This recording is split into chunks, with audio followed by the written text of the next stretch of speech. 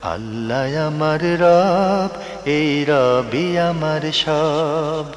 দামে দামে তুন মনে তারি অনুভব। তোমার দুনিয়াতে আমি যেদিকে তাকাই, অথই নিয়ামতে ডুবে আছি সবাই। পাক পাখালির গানে শুনি তসবি কলো রব, তসবি কলো রব। আল্লাহ আমার রব, এই রবি আমার সব। আসসালামু আলাইকুম প্রিয় দর্শক, আপনারা যারা দেশে আছেন প্রবাসে, সবাইকে জানাই অনেক অনেক প্রীতি ও শুভেচ্ছা। শুরু হলো আপনাদের প্রশ্ন নিয়ে আপনাদের এই প্রিয় অনুষ্ঠান আপনার জিজ্ঞাসা, এনটিভি আয়োজিত এবং লাভ হলো নিবেদিত। আপনাদের সাথে আছে আমি জয়নুল আবেদিন আজাদ। আর আপনাদের মনে জাগা প্রশ্নের জিজ্ঞাসার জবাব দিচ্ছেন বিশিষ্ট আলেম ডক্টর মোহাম্মদ সাইফুল্লাহ। আসসালামু আলাইকুম ওয়া রাহমাতুল্লাহি ওয়া বারাকাতুহু।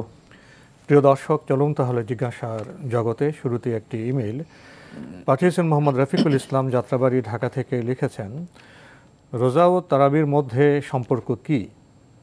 যারা রোজা রাখে না তাদেরও কি তারাবি পড়া জরুরি?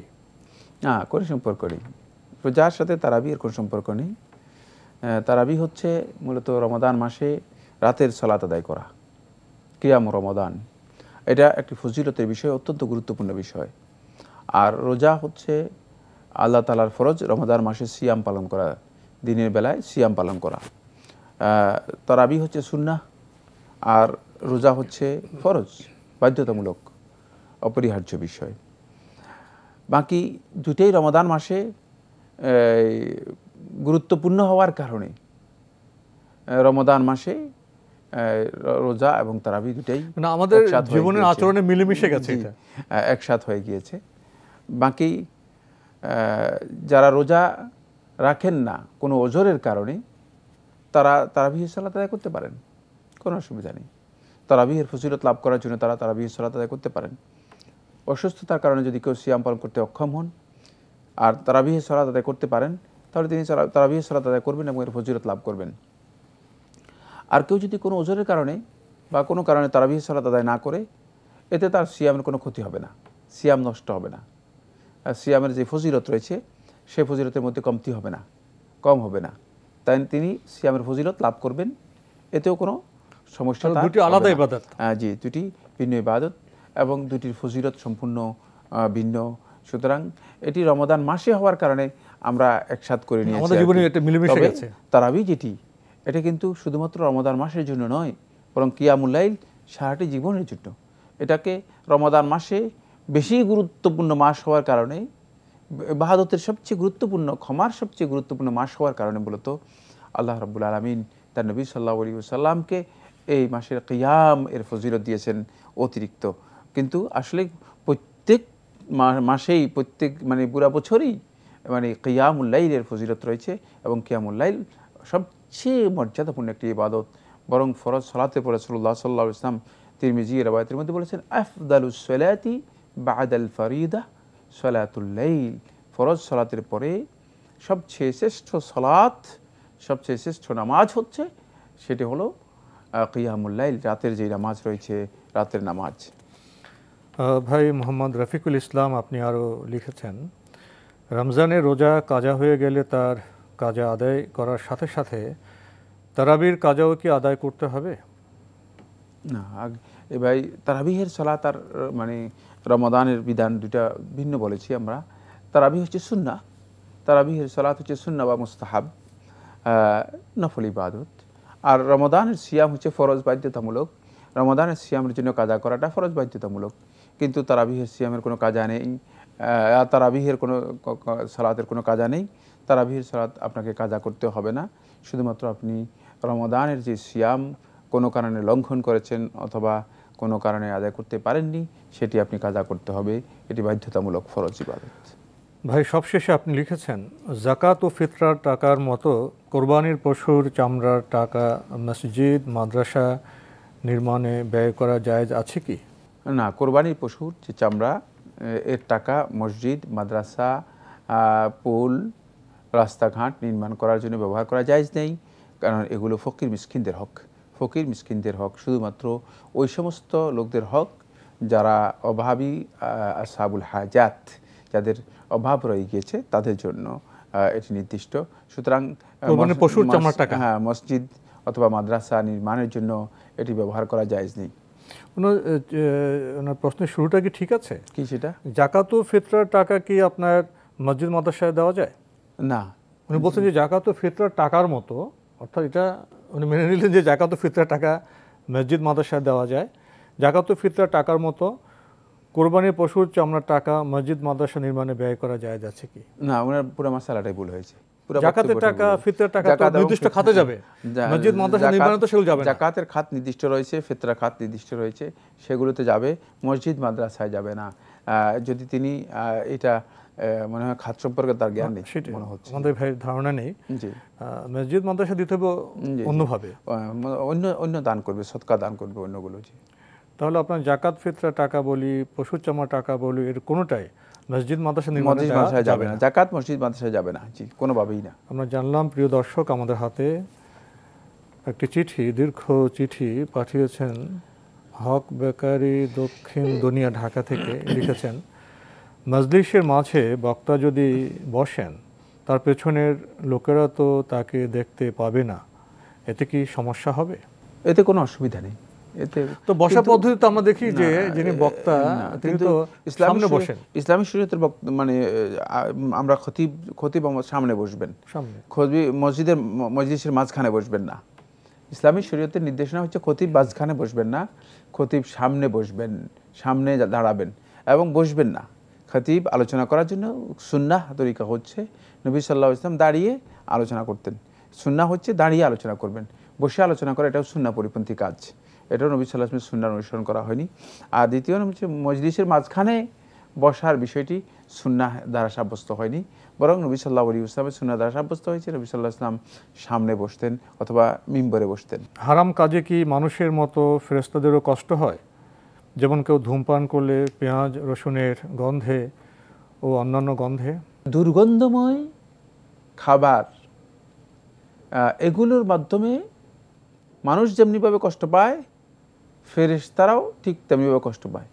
রাসূলুল্লাহ সাল্লাল্লাহু আলাইহি ওয়াসাল্লাম হাদিস দ্বারা সাব্যস্ত হয়েছে, ইনাল মালাইকাতা তাতাআযা মিম্মা ইয়াতাআযা মিনহু বনু আদম, যে ফেরেশতারা ওই সমস্ত জিনিসগুলো থেকে ফেরেশতাদেরও কষ্ট হয় যেগুলো থেকে আদম সন্তানও কষ্ট পায়। আদম সন্তানরা যেগুলোকে অপছন্দ করে, ঘৃণা করে, ফেরেশতারাও এগুলো ঘৃণা করে থাকে। ফেরেশতাদের এই কষ্টের বিষয়টি মূলত সমস্ত হারামের ক্ষেত্রে প্রযোজ্য নয়, বরং ওই সমস্ত হারাম যে হারামের সাথে মূলত শারীরিক কষ্ট অথবা মানে দৈহিক কষ্টের বিষয়টি জড়িত আছে, সে কষ্টটাই এখানে মূলত উদ্দেশ্য। সেই কষ্টটা ফেরেশতাদেরও হয়ে থাকে, আদম সন্তানদেরও সেই কষ্টটুকু হয়ে থাকে। আমরা জানলাম। প্রিয় দর্শক, আপনি আরও লিখেছেন, গীবতকারী ঘরের ভেতরে থাকলেও সে লোকের দ্বারা অপমানিত হবেই, এ কথা কি সহি? না, এই হাদিসটি শুদ্ধ নয়, এই হাদিসটি দিক থেকে শুদ্ধ নয়। গীবতকারী ব্যক্তি ঘরের মধ্যে থাকলেও লোক দ্বারা অপমানিত হবে, এই হাদিস বা বক্তব্য হাদিস শুদ্ধ নয়। আল্লাহ আমার রব, এই রবি আমার সব। আল্লাহ আমার রব, এই রবি আমার সব। লিখেছেন, ধনীরা গরিবের দোয়ার মুখাপেক্ষী, এমন বক্তব্য কি সহি? না, এই বক্তব্য মানে শুদ্ধ নয়। তবে মানে কোনো সন্দেহ নেই, আল্লাহর বান্দাগণ পরস্পরের জন্য দোয়া করবে এবং পরস্পরের দোয়ার জন্য মুহতাজ হতে পারে, মুখাপেক্ষী হতে পারে। কিন্তু ধনীদের জন্য গরিবরা দোয়া করতে হবে বা গরিবরা দোয়া না করলে ধনীরা ক্ষতিগ্রস্ত হয়ে যাবে, ব্যাপারটি এমন নয়। বরং ধনী ব্যক্তি আল্লাহর বান্দা আর গরিব ব্যক্তিও আল্লাহর বান্দা। যদি ধনী ব্যক্তি নেক আমল করে থাকে, তিনি আল্লাহ তাআলার সাহায্য পাবেন। আল্লাহ রাব্বুল আলামিনের মাইয়াত, আল্লাহ তাআলার সাহায্যের যেই মানে তার সাথে সম্পৃক্ততা, সেই সম্পৃক্ততা অবশ্যই থাকবে, অবশ্যই পাবে, কোনো সন্দেহ নেই। আর গরিব ব্যক্তিও যদি গরিব হয়ে আল্লাহ রাব্বুল আলামিনের নাফরমানি করে, আল্লাহ তাআলার নির্দেশের অবাধ্যতা করে, তাহলে সেও অভিশপ্ত হবে, সে আল্লাহর আযাব এবং শাস্তির মুখোমুখি হবে। তার দোয়ার মানে আল্লাহ তাআলার কাছে কোনো মূল্য হবে না, আল্লাহ রাব্বুল আলামিনের কাছে কোনো মূল্য হবে না। প্রত্যেকের জন্যই, সে ধনী হোক গরিব হোক, প্রত্যেকের জন্যই মূলত আল্লাহ রাব্বুল আলামিনের বান্দিগি প্রথমে শর্ত, মানে বান্দা হতে হবে। বান্দা শুধুমাত্র নামকে বাঁচতে বান্দা হলে চলবে না, বান্দা বান্দিগির মাধ্যমে, ইবাদতের মাধ্যমেই বান্দা হতে হবে, সত্যিকার আব্দ হতে হবে। যে আব্দের জন্য ইবাদত মানে রয়েছে, সেই ইবাদত এর মাধ্যমে বান্দা হতে হবে। যদি ইবাদতের মাধ্যমে সত্যিকার আব্দ হয়ে থাকে, ধনী হোক গরিব হোক, সবাই একে অপরের জন্য সহযোগিতা করবে। ইমানদার ব্যক্তিগণ তারা পরস্পরকে দোয়ার মাধ্যমে শরিক করবে, অংশীদার করবে, যাতে করে আল্লাহ রাব্বুল আলামিনের আযাব থেকে তারা সবাই নিজেদেরকে মুক্ত রাখতে পারে।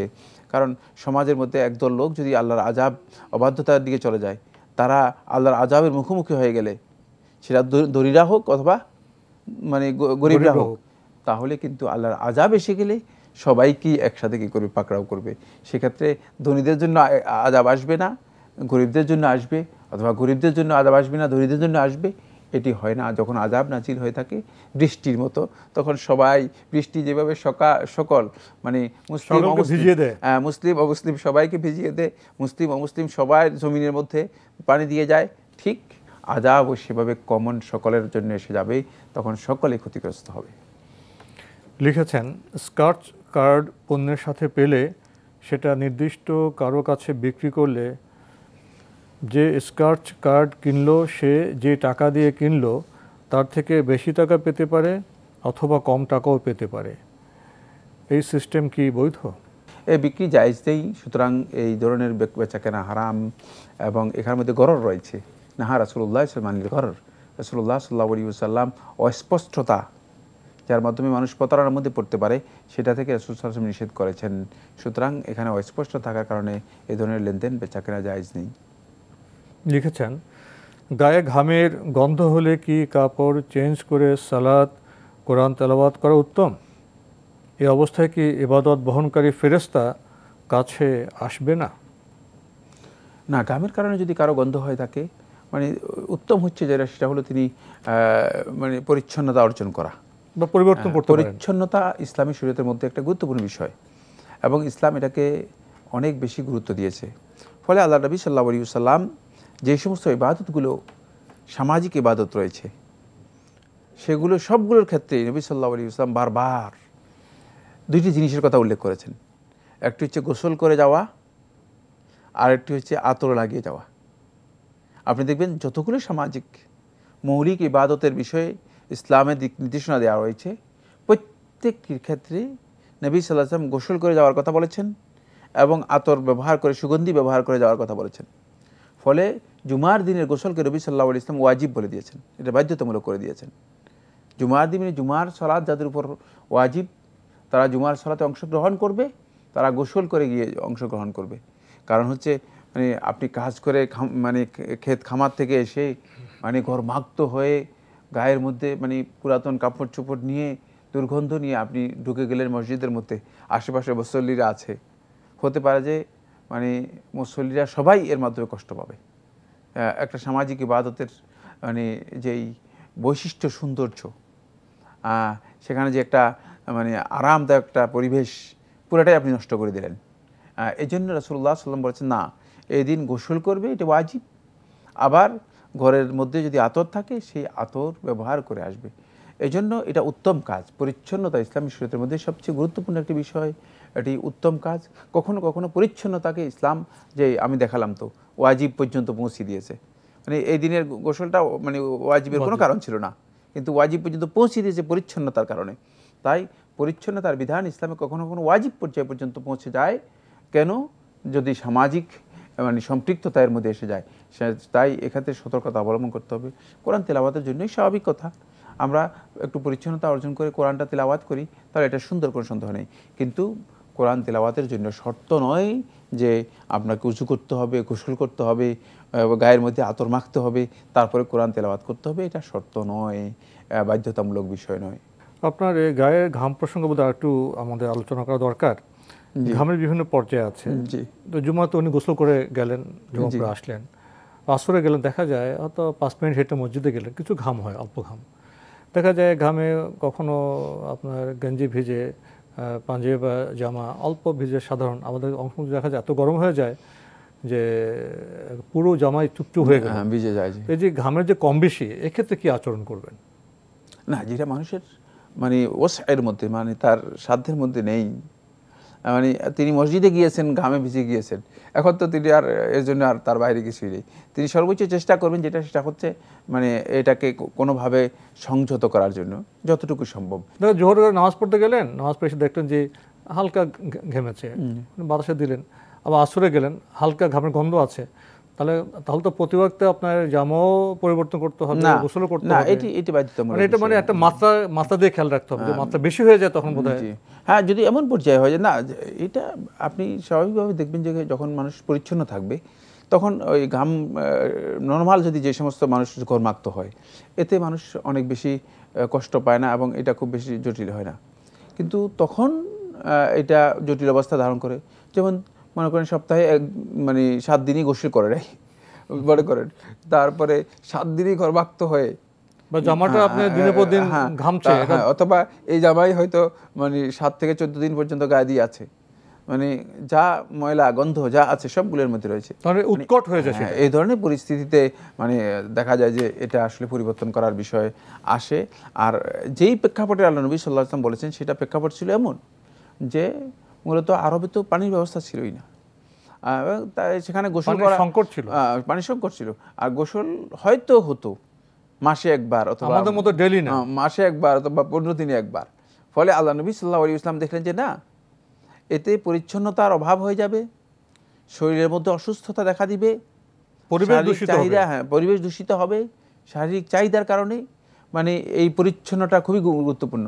ফলে অন্তত সাপ্তাহিক একবার যারা জুমায় অংশগ্রহণ করবে তাদের জন্য বাধ্যতামূলক করে দেওয়া হলেও দেখা গেল যে তারা একটু পরিচ্ছন্ন থাকলো। মূলত এটা সৌন্দর্যের মধ্যে একটি বড় ধরনের একটা সৌন্দর্যের বিষয়, স্বাস্থ্যগত প্রয়োজন। এই জন্য রাসূলুল্লাহ সাল্লাল্লাহু আলাইহি ওয়াসাল্লাম বিষয়টি এভাবে বাধ্যতামূলক করে দিয়েছেন। কিন্তু আমাদের সমাজের মধ্যে তো এখন অনেককে দেখা যায় যে প্রতিদিনই হয়তো 2 বারই গোসল করতেছে, সেটা আরেকটি বিষয়, যেহেতু এখন পানির সুযোগ আছে, পানি আছে। আমরা মূল বিষয়টি অবগত হলাম। প্রিয় দর্শক লিখেছেন, দম বের হওয়ার আগ পর্যন্ত কেউ তওবা করার সুযোগ পায়, কিন্তু কেউ যদি ওই মুমূর্ষ অবস্থায় 2 রাকাত নফল সালাত তওবা সালাত পড়ার সুযোগ না পান, তওবা আল্লাহ রাব্বুল আলামিনের কাছে প্রত্যাবর্তন করার জন্য বান্দা মানে তার অবাধ্যতা থেকে পরিপূর্ণরূপে মূলত সে ফিরে আসতে হবে। আল্লাহ তাআলার কাছে সে ইস্তেগফার করবে, শেষ সময় পর্যন্ত সে ইস্তেগফার করতে পারবে, কিন্তু আল্লাহ সুবহানাহু ওয়া তাআলা কবুল করবেন কি করবেন না সেটা আল্লাহ সুবহানাহু ওয়া তাআলা ভালো জানেন। যখন মালাকুল মউত হাজির হয়ে যাবে, উপস্থিত হয়ে যাবে, তখন আর এই ইস্তেগফার এবং তওবা গ্রহণযোগ্য নয়। এই ইস্তেগফার এবং তওবা কোনোটাই গ্রহণযোগ্য নয়। মানে তবে নিরুৎসাহিত করা হয়নি, মানে বান্দাকে তওবার জন্য অবকাশ দেওয়া হয়েছে, বান্দা তওবা করবে। কিন্তু কোথায় তওবা? আপনি তো তওবা করেননি, আপনি যেটা করেছেন সেটা হচ্ছে মানে আল্লাহর কাছে ক্ষমা চেয়েছেন। আল্লাহ তারা ইচ্ছা করলে ক্ষমা করতে পারেন, নাও করতে পারেন। তওবা হচ্ছে মূলত প্রত্যাবর্তন করা। আপনি তো গুনাহ থেকে প্রত্যাবর্তন করেন নাই, মানে গুনাহ থেকে আপনি সত্যিকার প্রত্যাবর্তন করেন নাই। যদি প্রত্যাবর্তন করতেন তাহলে এই অবস্থা আপনার হতো না। এটা হলো প্রথম কথা।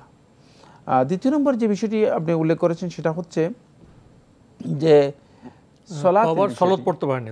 তওবার সালাতটা বাধ্যতামূলক বিষয় না। কেউ যদি তওবার সালাত পড়তে পারেন, পড়তে অসুবিধা নেই। নফল সালাত এটা বাধ্যতামূলক বিষয় না যে তওবার জন্য 2 রাকাত সালাত পড়াটা সুন্নাত, এই কথা শুদ্ধ নয়। বরং নফল সালাত আদায় করে তিনি আল্লাহ তাআলার কাছে ইস্তেগফার করবেন এবং প্রত্যাবর্তন করবেন, দোয়া করবেন, এটা হচ্ছে মূলত সুন্নাহ। এই তওবার সালাত মানে তিনি যদি আদায় করতে নাও পারেন, এতে তার কোনো অসুবিধা নেই, তিনি আল্লাহ তাআলার কাছে ইস্তেগফার করতে পারবেন।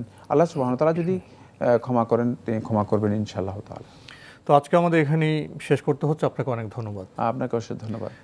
প্রিয় দর্শক, আমরা এতক্ষণ দেখছিলাম এনটিভি আয়োজিত এবং লাভেলো নিবেদিত অনুষ্ঠান আপনার জিজ্ঞাসা। আমাদের অনুষ্ঠান আপনারা এনটিভি অনলাইনেও দেখতে পারবেন, ভিজিট করুন www.ntvbd.com। এছাড়া ইউটিউবে এবং আমাদের ভেরিফাইড ফেসবুক পেজে অনুষ্ঠান দেখতে পারবেন। প্রিয় দর্শক, মৃত্যুতে এসে যায় তখন তওবার প্রসঙ্গ উঠে আসে। তওবা করতে পারলে আমরা সৌভাগ্যবান হতে পারবো। ভুল ত্রুটি পরেও তওবা করে প্রত্যাবর্তন করলে আমাদের জন্য আশার সংবাদ আছে। তো মৃত্যুর কথা আমাদের ভাবতে হবে। সে সময়ে আমরা কোন অবস্থায় মৃত্যুবরণ করছি এ নিয়ে আগে ভাবলে তো বোধ আমাদের জন্য কল্যাণকর হয়, কিন্তু আগে আমরা কতটা ভাবি এই প্রশ্ন বোধ হয় করাই যায়। চিঠি লিখুন, প্রশ্ন পাঠান আমাদের ঠিকানায়। পরিচালক আপনার জিজ্ঞাসা, এনটিভি, বিএসসি ভবন, 7ম তলা, 102 কাজী নজরুল ইসলাম এভিনিউ, কারওয়ান বাজার, ঢাকা 1215। আপনারা ইমেলও করতে পারেন। আমাদের ইমেল অ্যাড্রেস আপনার জিজ্ঞাসা @ntvbd.com। প্রিয় দর্শক, মহান আল্লাহ আমাদের সবাইকে নিরাপদে রাখুন, রাখুন শান্তিতে। আসসালামু আলাইকুম। আল্লাহ আমার রব, এই রবি আমার সব, দামে দামে তন মনে তারি অনুভব। আল্লাহ আমার রব, এই রবি আমার সব।